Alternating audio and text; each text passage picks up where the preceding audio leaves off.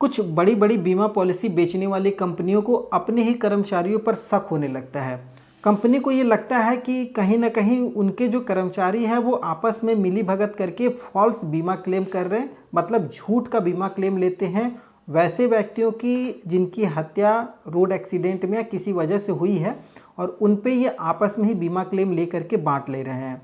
जब कंपनी को ये शक होता है तो वो पुलिस में शिकायत भी दर्ज करवा देती है कि पुलिस को बाकायदे बताया भी जाता है और उन लोगों की भी लिस्ट दी जाती है कि जिनके मौत के बाद कंपनी बीमा क्लेम दी है। पुलिस जब उस व्यक्ति की लिस्ट निकाल लेती है जिनके मौत पर बीमा क्लेम लिया गया है, तो जब पुलिस जांच पड़ताल करती है तो पुलिस की रिपोर्ट में भी कई चौंकाने वाले खुलासे होते हैं। उन खुलासों में पुलिस को पता लगता है कि लगभग 2,70,00,000 से भी अधिक बीमा क्लेम किया गया है ऐसे व्यक्तियों का जो गांव गरीब में रहने वाले लोग हैं।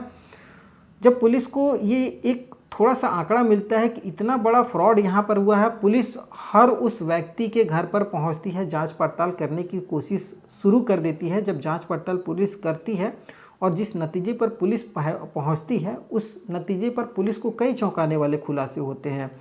उन खुलासों में पुलिस को लगभग कई ऐसे नाम मिलते हैं, कई ऐसे लोग मिलते हैं जिसमें बैंक कर्मचारी से लेकर के उस बीमा कंपनी के जो कर्मचारी हैं, एजेंट हैं, यहाँ तक कि गांव की आंगनवाड़ी सेविकाएं जो हैं वो भी इस पूरे गैंग में शामिल है और एक पूरा सर्कल बना करके बीमा कंपनी को चूना लगाया जा रहा था। क्या है ये पूरी सच्ची घटना, आज इस कहानी के माध्यम से हम लोग जानने की कोशिश करेंगे। नमस्कार, मैं सत्या सिंह और आप देख रहे हैं द बुड़बक मंच। दरअसल आज की जो ये पूरी सच्ची घटना है, ये घटना उत्तर प्रदेश के संभल की बताई जा रही है। संभल में बड़ी बड़ी बीमा कंपनियां हैं जो कि लोगों को बीमा पॉलिसी बेचा करती हैं। इस बीमा पॉलिसी के तहत संभल में ही उसके कंपनी के कुछ ऐसे कर्मचारी हैं जो कंपनी को महसूस होता है कि ये खुद ही लोगों का बीमा करवाते हैं और ये खुद ही जा कर के ओके भी करते हैं। बीमा का जब इन्वेस्टिगेशन होता है उसमें ये ओके भी करते हैं और बीमा क्लेम सेटल्ड करवाने के बाद उस पैसे को निकाल लेते हैं। जब ये सूचना पुलिस को पहुंचती है तो पुलिस उन व्यक्तियों की लिस्ट निकाल लेती है जिनकी मौत के बाद बीमा क्लेम लिया गया था। तो उस व्यक्तियों की लिस्ट में एक मामला निकल करके आता है अमन का।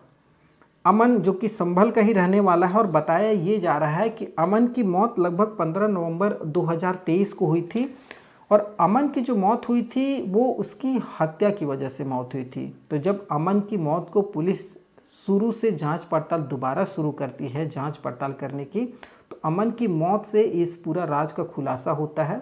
बताया ये जाता है कि जब पुलिस अमन की हत्या की जब जांच शुरू करती है तो इस जांच में लगभग 7 लोगों का नाम सामने निकल करके आता है, जिसमें ये जो 7 लोग हैं, एक है वेद प्रकाश, एक कमल, सुनील, ओम प्रकाश, प्रेम शंकर, निर्देश और उदयबान। इन 7 लोगों का नाम निकल करके सामने आता है और इसमें जो वेद प्रकाश है ये सबसे बड़ा सातिर खिलाड़ी है, ये पूरे गैंग का मास्टरमाइंड है। वेद प्रकाश का मौसी का बेटी का लड़का था अमन कुमार। अमन कुमार जिसकी माँ की मौत हो चुकी थी। अब अमन कुमार का पिताजी थोड़ा सा कम दिमाग के व्यक्ति हैं तो वो दूसरी शादी कर लेते हैं, दूसरी महिला के साथ, थोड़ा कम पढ़े लिखे थे। अब अमन कुमार परिवार में अकेला बचता है और वेद प्रकाश जो था वो सातिर दिमाग का व्यक्ति था। भाई के नाम पे अमन का भरोसा जीतता है। अमन अपने परिवार में सबसे ज़्यादा अगर किसी पे भरोसा करता था तो अपने भाई वेद प्रकाश पर, मतलब सगा नहीं चचेरा ही है, उस पर भरोसा करता था। वेद प्रकाश इन चीज़ों का फ़ायदा उठाता है। वो अमन को झांसे में लेकर के उसका आधार कार्ड, उसका पैन कार्ड, ये सारे डॉक्यूमेंट बनवाता है और इन डॉक्यूमेंट में वो अपना पता डलवाता है और अपना मोबाइल नंबर डलवाता है। अब ये सब सारी चीज़ें करने के बाद वेद प्रकाश जो कि बीमा कंपनी में काम करता था, वो अमन का बीमा पॉलिसी खुलवा देता है। लगभग बड़ी बड़ी कंपनियों में, HDFC, SBI वगैरह में, बहुत सारी कंपनियों में बीमा पॉलिसी खुलवा देता है। खुलवाने के बाद ये लोग पहले से प्लान इस तरीके का बनाए रहते हैं कि जिसमें वैसे लड़कों को ये लोग टारगेट करते थे जो परिवार में अकेला हो, जिसके आगे पीछे कोई ना हो, वो गरीब हो, ऐसे लोगों को ये टारगेट करते थे। तो उसमें इन लोगों को अमन सबसे सूटेबल लगा और उसका रिश्तेदार भी था। तो लोग मतलब एक्सीडेंट वगैरह इस तरीके से हत्या भी करेंगे तो आगे कोई सारा चीज़ हम ही लोग को देखना ताकना है, तो आगे केस भी नहीं होगा तो मामला सेटल्ड हो जाएगा। और ये इस तरीके का प्लानिंग भी करते हैं। अमन का ये जब ये बीमा वगैरह पॉलिसी खुलवा देते हैं तो अब बारी आती है अमन को ठिकाने लगाने की कि अमन को मारा जाए तभी जा कर के हमें बीमा पॉलिसी का क्लेम मिलेगा। अब इसलिए उन्होंने डेट निर्धारित करते हैं ये लोग सारे मिल करके 15 नवंबर 2023 का। अमन को ये लोग एक होटल में ले जाते हैं, वहाँ पर ये शराब पार्टी करते हैं। शराब पार्टी करने के बाद अमन को इन लोग सबसे ज़्यादा पिलाते हैं। अमन पूरी तरीके से नशे में हो जाता है। नशे में होने के बाद अब ये लोग अमन को सुनसान जगह पर ले जाते हैं और उसके सर पर हथौड़े से वार कर देते हैं। वार करने के बाद अमन की मौत हो जाती है और उसकी लाश को वहीं पर छोड़ देते हैं। इतना ही नहीं, ये लोग पूरी प्लानिंग के तहत ये घटना को अंजाम देते हैं। अमन के पॉकेट में ये लोग उसका आधार कार्ड और पैन कार्ड भी रख देते हैं, जिससे पुलिस को इसकी लाश की पहचान करने में जल्दी हो, मतलब ज़्यादा पुलिस को परेशान ना होना पड़े। नहीं तो पुलिस अज्ञात मान करके हो सकता है लाश को दूसरी जगह ये कर दे। इस वजह से ये लोग उसके पॉकेट में आधार कार्ड पैन कार्ड रख देते हैं। अगले दिन पुलिस को सूचना भी मिल जाती है। पुलिस जांच पड़ताल करती है तो पता लग जाता है कि हाँ ये अमन कुमार है। उसके परिवार से मतलब वेद प्रकाश से कंसल्ट किया जाता है और अमन के जो पिताजी हैं उनको भी उसकी हत्या के बारे में जानकारी दी जाती है। लेकिन अमन के जो पिताजी थे थोड़ा सा पढ़ाई उतना समझदारी नहीं था, तो वेद प्रकाश यहाँ पर गेम खेलता है। वो कोई भी केस वगैरह करने के लिए राजी नहीं होता। वो कह देता है कि अमन का किसी से दुश्मनी वगैरह नहीं था, अब हो सकता है कोई मार दिया होगा। वो केस नहीं करता है। अब यहाँ पर इन लोगों का फिर से नया खेल शुरू होता है। अब ये लोग अमन का डेथ सर्टिफिकेट बनवाते हैं, आधार कार्ड और जो पैन कार्ड था ये लोग सब कुछ अपना मोबाइल नंबर उसमें लिंक कराए हुए थे पहले से। अब ये लोग उस डेथ सर्टिफिकेट को ले जा करके उस बीमा कंपनियों में क्लेम करते थे। अब जो बीमा कंपनी का क्लेम अधिकारी जब इन्वेस्टिगेशन पर आता था जांच पड़ताल करने कि वाकई मामला ऐसा है, वो भी इन लोगों से मिला हुआ रहता था। वो भी आता और वो भी इस बीमा क्लेम को मौके मुआयना करने के बाद ओके कर देता था। ओके करने के बाद अब बीमा सेटल्ड हो जाता था और बताया जा रहा है कि अमन की मौत पर इन लोगों ने अलग अलग जो बीमा पॉलिसी कराई थी लगभग 70 लाख रुपए का बीमा क्लेम इन लोगों ने अमन कुमार पे लिया। लेने के बाद अब ये लोग अमन का सेल्फ चेकबुक भी रखे हुए थे, उसका एटीएम कार्ड भी रखे थे। ओटीपी इनके मोबाइल पर ही आता था, वेद प्रकाश के मोबाइल पर। अब ये लोग बैंक कर्मचारियों से भी मिले रहते थे, क्योंकि बैंक कर्मचारी के बिना मिली भगत से इतनी बड़ी बड़ी अमाउंट का सेल्फ चेक के द्वारा क्लेम कर मतलब पैसा निकालना मुमकिन नहीं है। और उसमें नॉमिनी का जबकि नाम दिया हुआ है उस बैंक खाते में, लेकिन नॉमिनी नहीं है। नॉमिनी में अमन का पापा का नाम था, लेकिन पापा है ही नहीं। पापा है लेकिन वो दूसरी जगह पर हम उस मौके पर मौजूद नहीं है जब पैसा निकाला जा रहा। तो बिना बैंक के मिली भगत के पैसा नहीं निकल सकता है। लेकिन फिर भी ये लोग पैसा निकालते थे। 70 लाख रुपए निकालने के बाद ये लोग आपस में ये सारे पैसे को बांटते हैं। सभी का अपना अपना अमाउंट फिक्स होता है कि आपको इतना परसेंट, आपको इतना परसेंट। इस तरीके से ये लोग पूरा कांड को अंजाम देते थे। और इससे पहले भी बताया जा रहा है किस तरीके का एक घटना इन लोगों ने और अंजाम दिया था। उसमें इन लोगों का जैसे टारगेट रहता था कि गांव के जो गरीब लोग हैं, कमज़ोर लोग हैं, उनको टारगेट करना। तो उसी में इन लोगों को सलीम मिला था। सलीम जो कि वहीं संभल का ही रहने वाला है, वो बाबू के साथ रह करके मजदूरी वगैरह का काम करता था।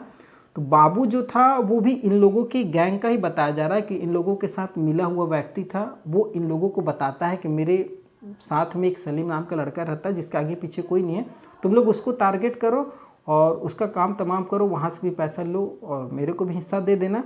अब ये लोग सलीम के पीछे पड़ते हैं। सलीम का भी उसी तरीके से पॉलिसी खुलवाया जाता है। और सलीम को जब ये लोग मारने के प्लान करते हैं तो मारने के लिए इन लोग रोड का इंतजाम, मतलब रोड पर ले जाकर के उसके मारने की पूरी प्लानिंग की जाती है। सलीम को ये लोग ले करके जाते हैं घुमाने के बहाने और पीछे से अपनी ही कार से ये लोग एक्सीडेंट कर देते हैं और सलीम को कुचल करके मार देते हैं।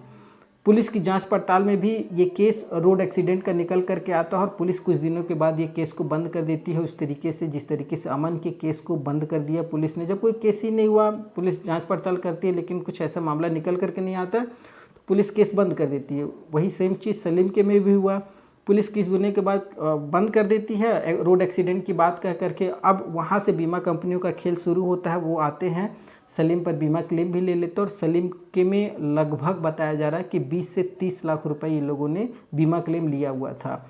अब इस तरीके से इनका और एक अगला टारगेट भी हो चुका था। ये लोग गांव की आंगनबाड़ी सेविकाओं के द्वारा एक व्यक्ति की और पहचान किए हुए थे कि जिसका आगे पीछे कोई नहीं और वो गरीब है, उसका भी इस तरीके से लोग प्लानिंग करने वाले थे, ये 7 लोग मिल करके, कि उसकी भी हत्या करके बीमा क्लेम लिया जाए। और बताया ये जा रहा है कि अब तक इन लोगों ने बहुत बड़ा बड़ा गेम किया हुआ और पुलिस आगे भी इन लोगों से जांच पड़ताल कर रही है और भी चीज़ों के बारे में जानकारी इकट्ठा कर रही है कि और कितने लोगों को इन्होंने मौत के घाट उतारा है इस बीमा क्लेम के चक्कर में।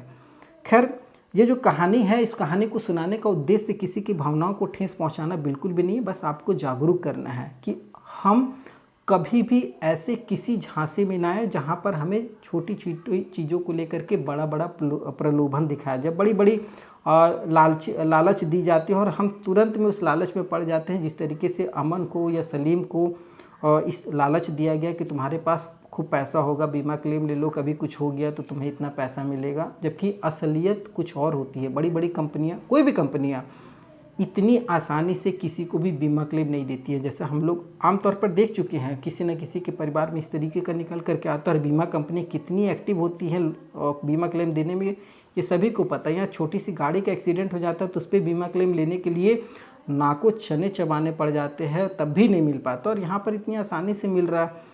खैर, इन सब चीज़ों से हम बच सकते हैं और इस कहानी को सुनाने का उद्देश्य भी यही है कि आपको जागरूक करना। अपने आस पड़ोस में जब भी इस तरीके की कोई घटनाएं निकल करके सामने आए तो उसे पुलिस को ज़रूर इन्फॉर्म करें, पुलिस को बताएं उन सब चीज़ों को लेकर के, और स्वयं भी जागरूक हों, अपने परिवार को भी जागरूक करने की कोशिश करें।